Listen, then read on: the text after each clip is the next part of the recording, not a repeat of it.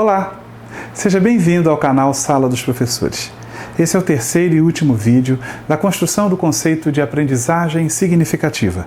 Hoje nós vamos falar da aula significativa, de quais são as suas partes, de como deve ser cada uma delas e de qual o papel do professor no seu planejamento e na sua condução. Bom, como sempre, nós seremos guiados por 3 perguntas que vocês já tomaram contato com elas na abertura do nosso vídeo. A primeira delas, vamos lá? É a seguinte, a própria definição de aula significativa, né? O que vem a ser uma aula significativa. Uma aula significativa é uma aula estruturada de forma a facilitar ao aluno a construção do significado do conteúdo. Essa aula ela é construída de maneira a facilitar essa compreensão significativa daquilo que nós temos a ensinar. A aula significativa é dividida em 3 partes. A primeira parte de uma aula significativa é a construção do sentido e do significado. A segunda parte é a apresentação do conteúdo. E a terceira e última parte é a verificação da aprendizagem.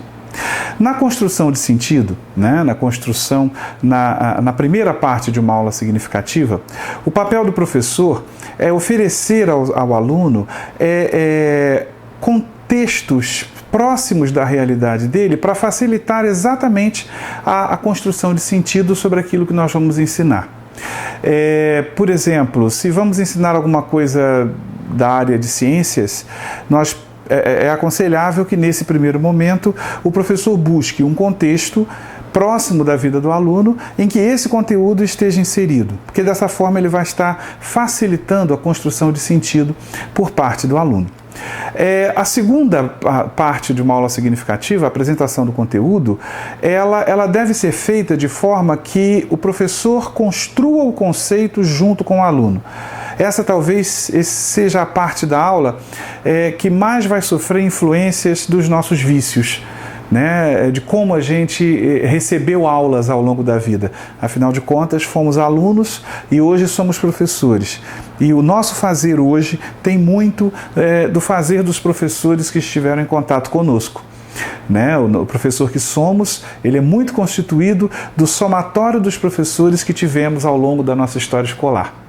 Então, muito provavelmente, tivemos professores que, nesse momento da aula, no momento da apresentação do conteúdo, nos entregou o conceito pronto, né? Nos pediu silêncio e falou assim: hoje vamos falar sobre substantivo. Substantivo e aí definiu o substantivo para a gente, explicou a definição, né? E logo depois fez a famosa fixação da aprendizagem. Então nós estamos presos a esse modelo por termos vivenciado esse modelo durante muito tempo na escola. Nessa segunda parte da aula significativa, a apresentação do conteúdo, o rompimento com esse modelo precisa se dar de maneira clara, de maneira forte. Por quê? Porque cada um de nós apresenta o conteúdo da sua forma, mas não podemos apresentar o conceito pronto. Precisamos construir esse conceito junto com o aluno. Né? Então, o conceito novo que estaremos apresentando, ele precisa ser construído a, no mínimo, 4 mãos, as nossas e a do aluno. Nós já vamos usar alguns exemplos em que isso vai ficar mais claro. A terceira e última parte da aula significativa nós chamamos de verificação da aprendizagem. É quando devemos apresentar para o aluno situações, desafios com valor social, ou seja, o mais próximos possível da vida, né? O mais próximo da vida como ela é, o mais próximo como a situação aparece na vida e o aluno vai ter que lidar com aquele desafio na vida. A gente apresenta esses desafios exatamente para poder checarmos se os conceitos foram realmente construídos. A segunda pergunta que nos guia nesse vídeo é como é que a gente pode ajudar os alunos a construírem sentido e significado. Isso acontece nas 2 primeiras partes, na parte 1 e na parte 2 da aula significativa, na construção de sentido, né, e na apresentação do conteúdo. É aí que nós vamos ajudar esse aluno, inicialmente, a construir sentido, ou seja, a elaborar da sua maneira, da maneira próxima da sua história, do seu repertório, né? E logo após, vamos apoiá-lo na transição do sentido para o significado. Como é que a gente faz isso?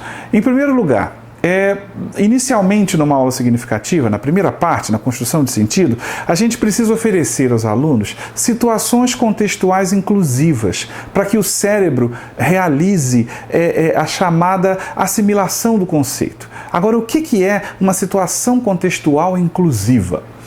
É um exemplo que aproxime o conteúdo do aluno.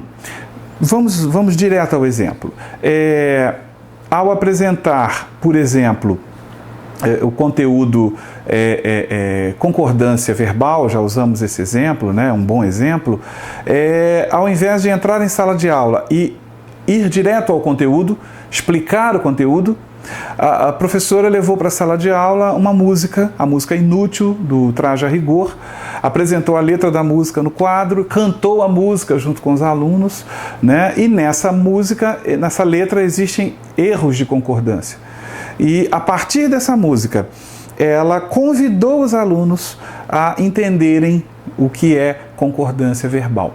Logo, a música foi a situação contextual inclusiva que a professora utilizou, né? Ou seja, o que é essa situação contextual inclusiva? É uma situação próxima do aluno, que contenha o conteúdo, é importante dizer, tem que conter o conteúdo, para que, a partir dessa situação, que é mais familiar ao aluno, que é mais próxima a ele, que é mais simpática a ele, é muito mais interessante começar uma aula ouvindo uma música, né? Ou prestando atenção na letra de uma música, do que já prestando atenção na explicação de um conteúdo. Então, essa situação contextual inclusiva precisa ser uma situação familiar, próxima do aluno e que contenha o conteúdo que será apresentado, né? Então, precisamos sempre que vamos apresentar um conteúdo, na primeira parte da aula significativa, nós precisamos já planejar, pensar qual vai ser a situação contextual inclusiva que eu vou utilizar. Né? Vamos supor que você vai falar da importância das frutas, legumes na alimentação. Talvez você possa fazer uma salada de fruta, talvez você possa pedir que cada aluno traga um legume ou uma fruta de casa, possa expor em cima da mesa e a partir daí conversar com eles. Ou seja, essa simples exposição inicial vai funcionar como uma situação contextual inclusiva, né? E ela contém o conteúdo, ou seja, são frutas, são legumes, etc. Bom, estamos respondendo à pergunta: como ajudar os alunos a construírem sentido e significado? E acabamos de dizer, precisamos de uma situação contextual inclusiva, que é uma situação que seja familiar ao aluno, que seja próxima do contexto dele e que contenha o conteúdo a ser apresentado, né? Demos como exemplo aí a música contendo erros de concordância, demos as frutas e legumes quando falamos de alimentação. É importante que nesse momento, né, nessa primeira parte da aula significativa, que o professor esteja completamente aberto ao diálogo. É importantíssimo que o aluno possa falar, possa perguntar. Inclusive, o professor precisa estimular isso, precisa perguntar: que frutas vocês estão acostumados a comer? Né? Em que situações vocês já observaram erros de concordância parecidos com esse que nós temos aqui na música? É preciso que esse momento seja um momento completamente dialogal, né? Para que o aluno possa falar da sua experiência, ele possa falar do quanto e do como ele está compreendendo, ele está construindo sentido e, a partir desse sentido, ele está migrando, ele está transitando para o significado socialmente aceito, cientificamente fundamentado, né? Para isso, o professor precisa, na hora de apresentar o conteúdo, que é a segunda parte, né? Quando a gente ajudou o aluno a construir sentido através dessa situação contextual inclusiva inicial, a gente já direto inicia a apresentação do conteúdo, lembrando que não se apresenta o conceito pronto. Nós precisamos convidar o aluno a construir o conceito junto com a gente.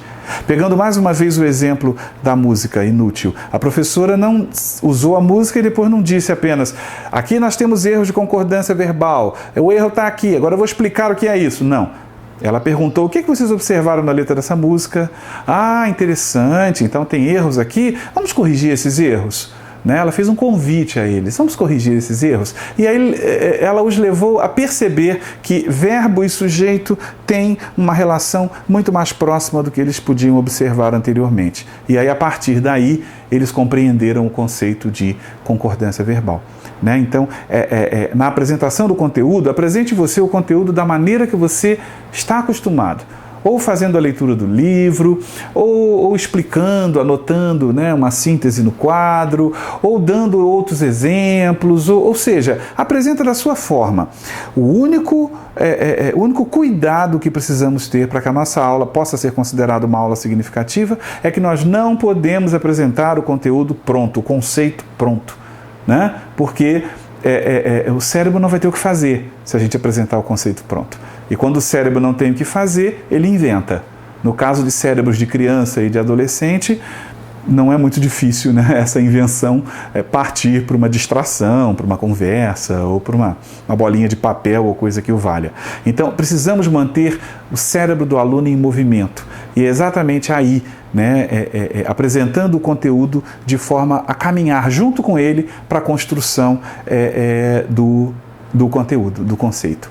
E a última parte, como é que se termina uma aula significativa? Como nós já dissemos, a terceira e última parte de uma aula significativa chama-se verificar se o conceito foi construído, verificação da aprendizagem. Como é que deve ser essa verificação da aprendizagem? Nós precisamos trazer até o aluno desafios, mas não qualquer desafio. Precisamos trazer até ele desafios com valor sociocultural, ou seja, desafios próximos da realidade. Um exemplo de desafio com valor sociocultural. Para fazer a verificação da aprendizagem, por exemplo, das 4 operações, a professora pode montar um mercadinho, com caixas vazias, ela coloca preço, etc. E o aluno vai a esse mercadinho com uma lista de compras, ela usa dinheiro, de mentirinha, etc. e tal. Ele tem que comprar, ele vai ter que calcular 3 quilos, quanto dá, depois somar tudo, depois verificar se ele tem dinheiro para pagar, subtrair o total da compra do dinheiro que ele tem, descobrir quanto de troco ele vai ainda receber, ou seja, levar o aluno a desenvolver uma atividade no mercadinho simulado é uma atividade de elevado valor sociocultural. Por quê? Porque isso está bem próximo da realidade. Quando ele for ao mercado com a mãe dele, ele pode, por exemplo, conferir se o troco está certo, ele pode ir fazendo as continhas, enquanto a mãe dele vai comprando. Então, a verificação da aprendizagem ela deve ser sempre a partir de uma atividade de valor sociocultural, próxima da realidade. Por quê? Porque dessa forma estaremos desenvolvendo competências, que é exatamente a aplicação dos conteúdos, a aplicação dos conceitos, dos procedimentos na vida, nos problemas que a vida nos apresenta. Essa é a última parte de uma aula significativa, ela precisa ser feita dessa forma, para que a gente possa garantir essa construção de competências. Bom, a gente pode citar um exemplo, talvez do início ao fim, de uma aula significativa. Eu posso usar um exemplo da minha própria área, da minha própria disciplina, que é a geografia, uma aula que eu ministrei, mesmo para uma turma de 2º ano do ensino médio, 1º ano do ensino médio. O conteúdo é fronteira geográfica. Conteúdo. Eu tinha que levar os alunos a entenderem a compreensão, a construção do significado de fronteira geográfica. Para isso, como é que eu fiz? O primeiro momento da aula, a construção de sentido. Eu levei para eles alguns recortes de jornal que falavam da guerra do tráfico, da questão do tráfico de drogas aqui no Rio de Janeiro, infelizmente bastante comum. E nesse bate-papo eu comecei a jogar umas conversinhas do tipo assim: mas vem cá, se as pessoas vão procurar droga nas favelas, essa droga é plantada lá? Tem plantação de maconha na favela, alguma coisa desse tipo e tal? E aí eles começaram a rir, e tal, todos jovens, né, ensino médio. Eu falo, claro que não, professor, isso aí vem de fora. Eu falei, vem de fora, vem de fora. Aí um lá fala, vem da Bolívia, vem do Peru, vem da não sei o quê, do Paraguai, né? E atravessa a fronteira. Quando falaram a palavra fronteira, a palavra mágica, eu falei, peraí um instantinho. Aí peguei o meu mapa da América Latina, que já estava separadinho, pendurei no quadro, e falei assim, vem cá, da onde vocês estão falando que vem mesmo? Daqui? Da Bolívia? Ah, então entra por aqui. Legal, então passa pela fronteira, que é aqui. Por falar em fronteira, né? Como é que é uma fronteira? Alguém aqui já esteve num lugar de fronteira? Né? Como é que se dá a fronteira entre o Brasil e a Bolívia, por exemplo? Né? Aí começamos a conversar sobre isso. Um lá falou que já tinha visitado, né, a tríplice fronteira ali no Paraguai, ali Paraguai, Brasil e Argentina e tal. Um lá falou assim, toda fronteira tem um rio, do lado de lá. E aí foi interessante. A partir daí, o que eu já fui fazendo? Eu já fui entrando na segunda parte de uma aula significativa. Eu já fui falando, não, pera, toda fronteira tem um rio?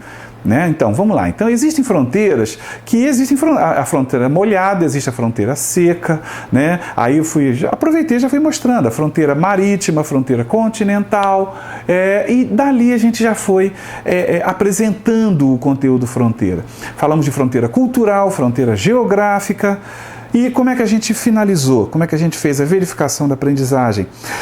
Eu pedi que eles procurassem, pesquisassem situações de conflito típicos de regiões de fronteira.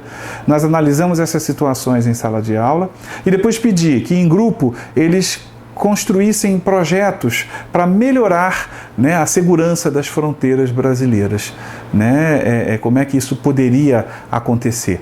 E eles fizeram. Então aí nós tivemos aí uma aula significativa. Né? Iniciamos ajudando os alunos a construírem sentido sobre o assunto. Foi quando eu entrei falando do tráfico de drogas, etc., né? Para conduzi-los até... essa foi uma situação contextual inclusiva, falar do tráfico de drogas. Ela contém o conteúdo, fronteiras, porque fatalmente essa palavra, esse contexto de fronteiras iria surgir. Né? Depois, aproveitamos isso e já fomos apresentando o conteúdo ao longo do diálogo. E, por fim, pedimos que eles fizessem pesquisas e conversamos sobre situações e contextos concretos, problemas concretos que acontecem em regiões de fronteiras, não só no Brasil, mas em todo o mundo. Ok? Bom, esperamos que isso tenha colaborado com a sua prática. Né? A síntese disso é dizer que praticamente uma aula significativa é aquela que facilita o aluno a formar sentido e significado sobre o conteúdo que estamos apresentando para ele. Dessa forma que já falamos, através da sua divisão em 3 partes. E ficamos por aqui. Convido vocês, como sempre, a entrar lá no meu site. De lá você tem acesso para o meu blog. Inscreva-se no blog. Toda semana a gente está encaminhando material, textos, entrevistas, vídeos, que com certeza vão lhe servir para boas reflexões, se não diretamente, né, como dica para a sua sala de aula. Ok? Meu site é www.juliofurtado.com.br. A gente se vê no próximo vídeo. Até lá!